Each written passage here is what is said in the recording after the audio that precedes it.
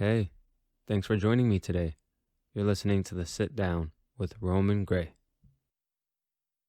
Hey guys, so before today's episode starts, I just want to mention a couple things.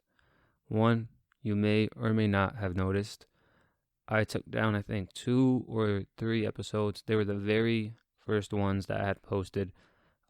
Reason being, I just didn't think they sounded that great, personally at least. However, don't be alarmed. I do have a YouTube channel. I don't think I've mentioned that here yet. I do have a YouTube channel, and all the audio that I've recorded, all the episodes that I have posted across all streaming platforms are also available on my YouTube channel. The YouTube channel name is just my name, so just Roman Gray. If you do decide to go there and listen to them, please leave a comment about anything, whether what it made you thought, how it made you feel, or just anything in general. I do love to hear back from you guys. It does help a lot. And of course, as always, like it, maybe subscribe, and also, I think, more importantly, just recommend it to people who you think may like it. That definitely does help. So, without further ado, here is today's episode. I consider today's episode an ode to living more life. Since my mid to late teen years, I've always kept this one saying in the back of my head, which is, the goal is to die with memories, not regret. And I feel like it's led me pretty well so far. One of the scariest things in life is to let it pass you by, right? To look back when you're well off in your senior years and think, damn, I have more regrets than I do memories. Personally, I don't want any regrets. I think it's frightening to be old and filled with so much despair because you'll never get a chance to really live life like you could have. We let fear and judgment rule over our entire lives. Kind of crazy, right? To think that most of what we do and don't do is because of fear and because of what other people say. This is one of those things that I think, yeah, we all agree on it, but damn, do most people not actually adhere to that kind of mindset.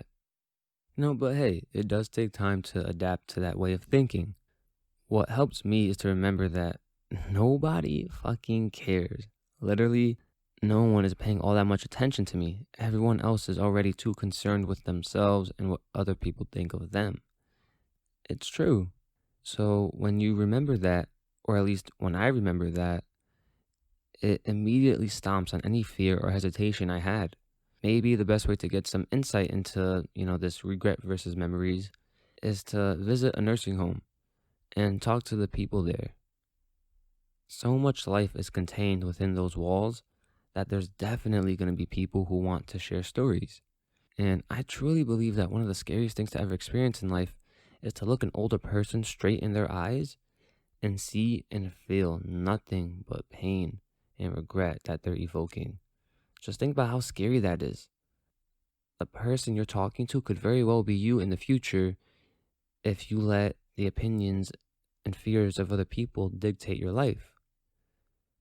The pain and the heaviness of having all this regret, and it's causing you pain because your time is winding down and you won't get another chance at this life. Another personal motto of mine is, if I'm the same person this time next year, then I did something wrong. I don't ever want to be the same person. When the same time next year comes around and I haven't changed, I haven't done something different, new, exciting, challenging, or scary, then I'm not growing. And that's all I ever want. I never want to be stagnant. So I push myself every year to try to do and learn something, at least one thing I've never done before. Why do I do that? Why do I think that? Because life. Life is too damn short to just be wasting time and waiting around for something to happen. I'm not saying you have to think like this or behave like this, but I'm just sharing because maybe this can do something for someone who is listening right now. It feels like we play life backwards. The time to be most daring with as little consequences as possible is right now, while we're young.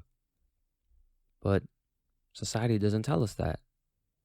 It's actually the total opposite. It's to be as safe as possible and go the route most traveled by. I don't really think, at least for me, that's a way to live life when you're young. How can any of us inspire change and make things happen if we don't veer off the path and do our own things? We can't innovate if we're too busy trying to be normal and do what everyone else is doing. But people will look at you crazy when you say things like this because in our very American society, we value familiarity and comfort and career paths and life trajectories. So we tell each generation the same bad tasting crap to do what everyone else is doing, never acknowledging what our own individual aspirations are. Following a template you don't believe in is a sure guarantee to regret. I think we should encourage more individuality and weirdness in kids and adults. Normal is so overrated anyway. Be bold, stand out. To finish this episode, I'm going to be a bit more vulnerable. I'm going to share another piece I wrote to myself some time ago. And it's just, it's very vulnerable. So maybe this can connect with some of you guys out there. So anyway, here it goes. I've been thinking a lot lately. What is it I'm trying to escape from? What is it I let stand in the way of everything I want to fulfill? Is it a preconceived notion of who I should be or where I should be? Perhaps it's the fear of failure, fear of judgment, or the fear of hearing no. I'm too caught up in all the contingencies of the unknown, dwelling on what might happen and becoming too reminiscent of nostalgia. Now, I want to feel like there's security for my future, that there is certainty I will be all right, no matter what. I want to guarantee that what I'm doing is right, is enough, and is what will see me through to the end of my days, where I lay fulfilled, joyous, and eternally grateful.